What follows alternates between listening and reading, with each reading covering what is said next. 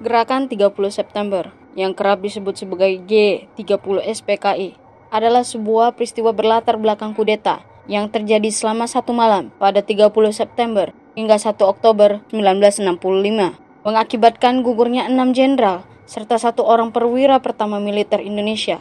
Jenazah-jenazah mereka dimasukkan ke dalam suatu lubang sumur lama di area Lubang Buaya, Jakarta Timur. Lantas, siapa dalang di balik G30 SPKI? Mengapa para jenderal dan kalangan militer ini menjadi target mereka? Mengapa harus dimasukkan dengan keji ke lubang buaya oleh para pelaku? This is the true story of it.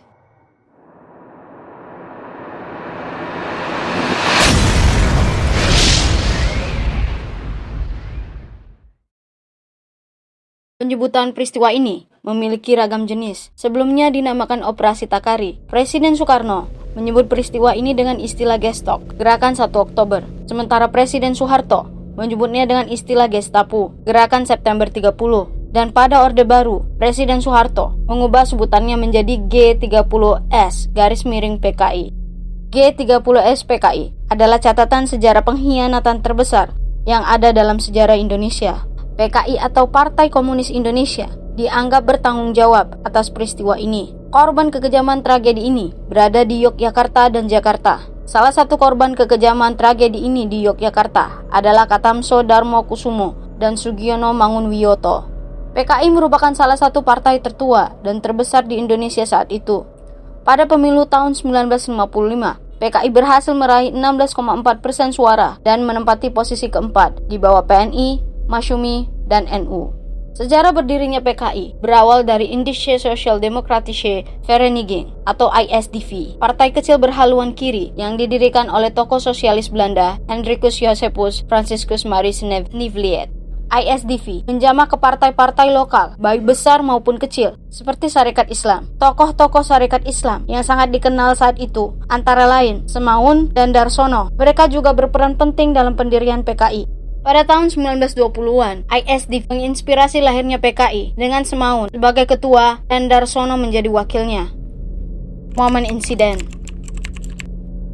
G30 SPKI terjadi pada malam hingga dini hari, tepat pada akhir tanggal 30 September dan masuk 1 Oktober 1965. Gerakan pemberontakan yang dilakukan oleh PKI mengincar perwira tinggi TNI AD Indonesia. 3 dari 6 orang yang menjadi target langsung dibunuh di kediamannya, sedangkan lainnya diculik dan dibawa menuju lubang buaya. Bapak istirahat di kamar, tidur, telepon berdiri 2-3 kali lah. Cuma nanya, Bapak ada gak gitu di rumah? Bapak tahu dari siapa itu? Yang terima kakak saya. Oh, kakak yang terima. Yang paling tua itu dia yang terima. Ada, lagi istirahat. Dari mana Pak? Tutup, cepet. Taruh teleponnya. Berapa lama lagi? Telepon lagi. Pertanyaan yang sama. Dijawab sama kakak saya, jangan macam-macam loh, ini rumahnya Kasat loh, bilang gitu. Kenapa? Tanya bapak-bapak, ada apa? Bilang gitu. Ditutup lagi. Selesai Pak. Itu sekitar jam berapa? Ya antara 10-11. Oh, sudah agak larut malam ya? Antara 10-11. Nah ini sementara ibu udah pergi kan. 12 orang yang jaga. Ya aman sih sebetulnya, dijaga 12 orang gitu kan. Waktu sorenya itu siangnya ada penambahan 2 Yonpomat Para. Penambahan ini pasukan pengawal. Jaga kediaman ya. Iya, pokoknya Yonpomat Para 2 suruh pulang. Oh Bapak, nggak ada tempat lagi nih, mau tidur di mana kau? Bilang itu besok pagi aja datang lagi. Nah besok pagi datang udah kejadian. Udah nggak ada. Nah yang jaga di rumah itu dari batalionnya Latif. Setelah telepon itu ya sudah, ya kan. Sekitar jam 4 pagi, ini ibu udah berangkat nih, udah pergi. Jam 3:30 jam 4 datanglah ini rombongan pengkhianat ini dengan mobil bus dan truk itu datang. Ditodonglah si penjaga ini, dilucuti. Cakrawirawa masuk dari pintu belakang karena pintu depan dikunci. Pintu samping mereka masuk juga. Cuman yang 5 orang nih emang dia nih. Ketemu sama adik saya. Adik saya bangun. Dia cari ibunya. Iya kan? Karena biasa kita tidur berempat sama kan? bapak dan ibu ya. Berempat. Ini cari ibunya.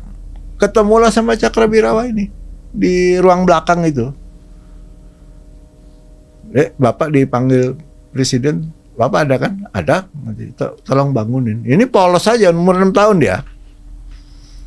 Dia ditemenin sama pembantunya, Mbok Mila namanya. Masuk dia ke kamar. Banguninlah Pak Yani. Cuma ini udah rame nih.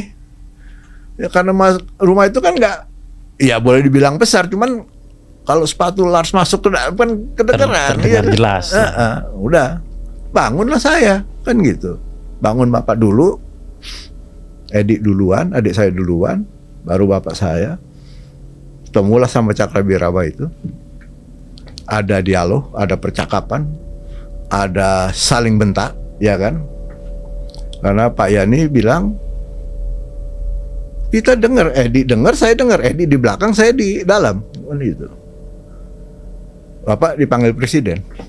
Sekarang keadaan genting, kan gitu. Oh, saya harus ganti baju dulu, paling enggak saya cuci muka, dibilang gitu. Saya ganti baju dulu, tidak usah. Sekarang mau pakai piyama, masa iya mau ketemu presiden pakai piyama? Kan nggak masuk akal, nggak benar kan itu kan? Udah. Salah satunya si prajurit ini mungkin bentaknya juga terlalu keras kali kan, bintang 3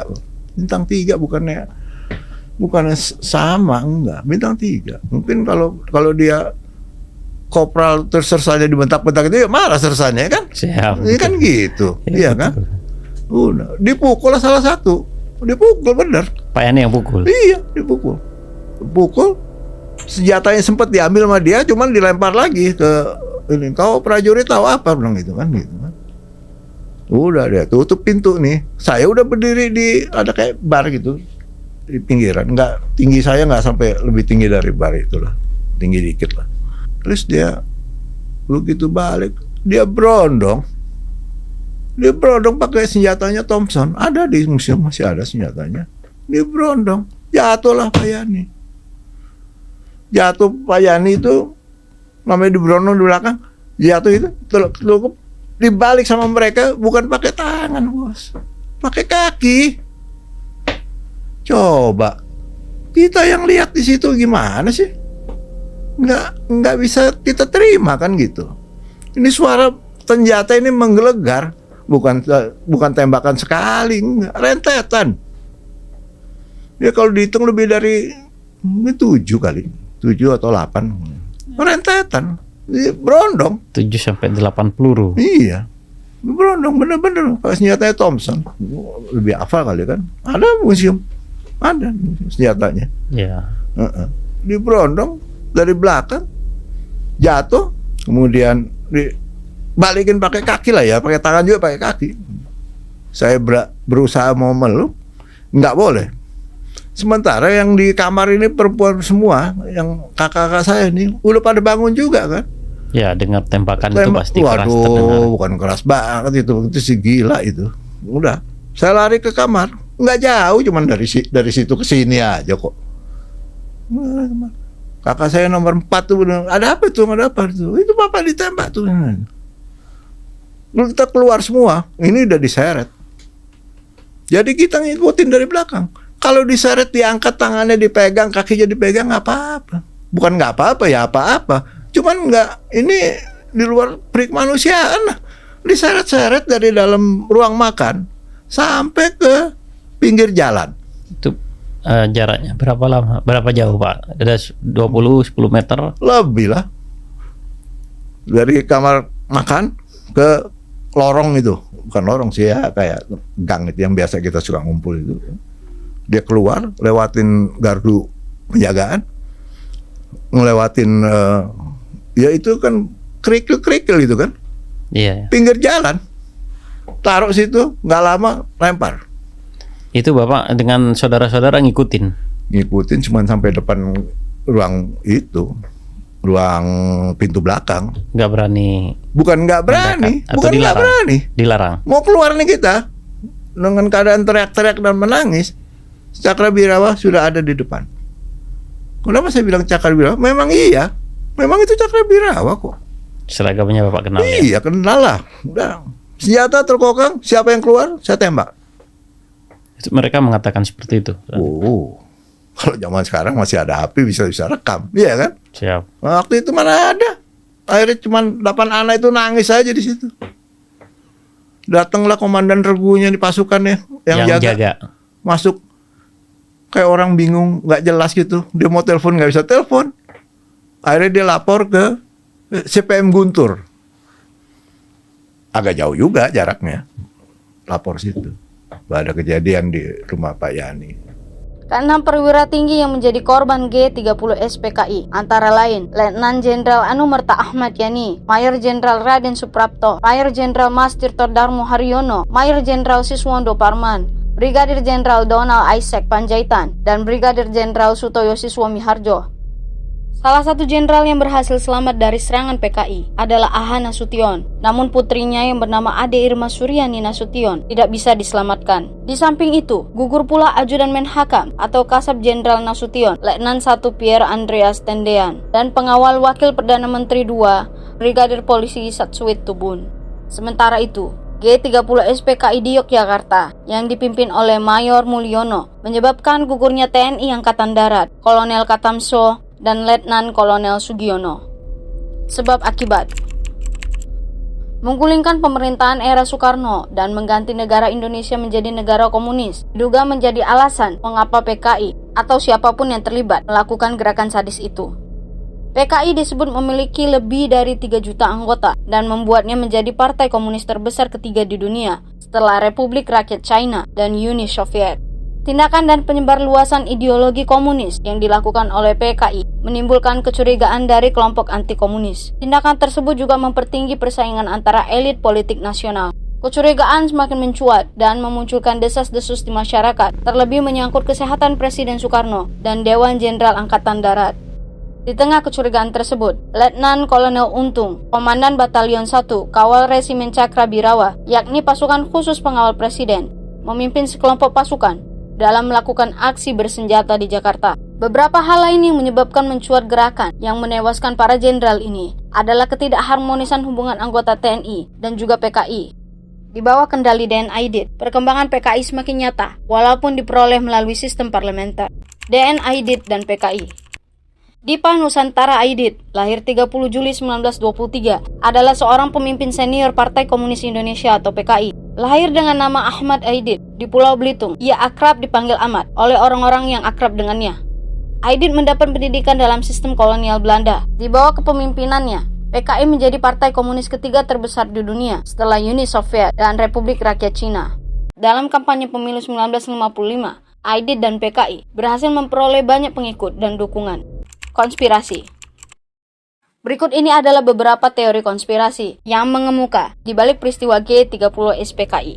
PKI dalam G30S. Kunci kemenangan adalah Jawa.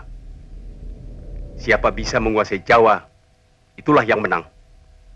G30 SPKI didalangi oleh tokoh PKI. Tokoh PKI disebut memperalat unsur tentara. Teori ini didasari oleh serangkaian aksi serta kejadian yang dilakukan oleh PKI pada 1959 hingga 1965. Kemudian juga terdapat beberapa perlawanan bersenjata usai peristiwa G30 SPKI yang dilakukan kelompok yang menamakan diri sebagai Komite Sentral PKI. Kepentingan Amerika Serikat dan Inggris. Teori yang terkait peristiwa G30 SPKI berikutnya adalah kepentingan Amerika Serikat dan Inggris. Hal tersebut diutarakan oleh Greg Polgren. Polgren mengatakan keinginan Amerika Serikat agar Indonesia bebas dari komunisme serta menjauh dari penganut ideologi komunis. Sementara Inggris berkeinginan untuk mengakhiri sikap konfrontatif Presiden Soekarno terhadap Malaysia.